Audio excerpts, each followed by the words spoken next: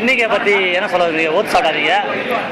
எனக்கு தெரிஞ்சு நல்ல கேப்டன்ஷிப், எல்லாரோட ஃபீல்டு, நம்மளோட பிளேயரோட திறமை ரொம்ப பிடிச்சிருக்கு. அது நான் இல்லாமல் வின் பண்ணிட்டு ரொம்ப சந்தோஷமா இருக்கு. நீங்கள் நான் இருந்தால் கண்டிப்பாக தோத்துட்டு இருப்பீங்க. அதையும் சொல்லிடுறேன். நீங்கள் அங்கே எல்லாரும் என்ன யோசிச்சிங்க, என்ன பண்ணுவான்னு யோசிச்சிங்க? உங்கள் மைண்ட் எங்கே இருக்குது அங்கே லீக் மேட்ச் ஆடும்போது? லீக் மேட்ச் ஆடும்போது சத்தியமாக சொல்கிறேன், என் ஒய்ஃப் ஃபோன் கூட நான் எடுக்கல. உன் ஃபோன் எடுத்தேன், நரேஷ் ஃபோன் எடுத்தேன், எல்லாரும் ஃபோனும் எடுத்துனே இருந்தேன். மேட்ச் கேட்டுனே இருந்தேன்.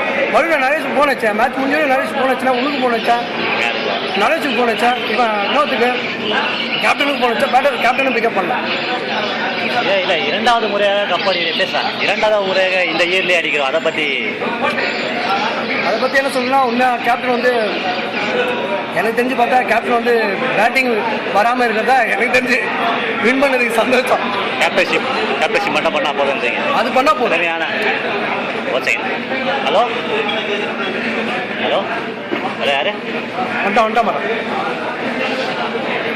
உங்கள் போல சுதர்ஷா அவரை பற்றி வியூவர்ஸ் ப்ளீஸ்.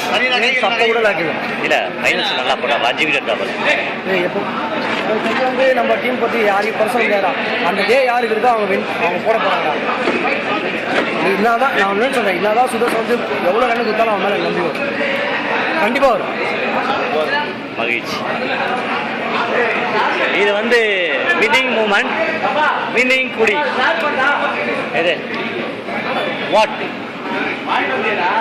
அதோ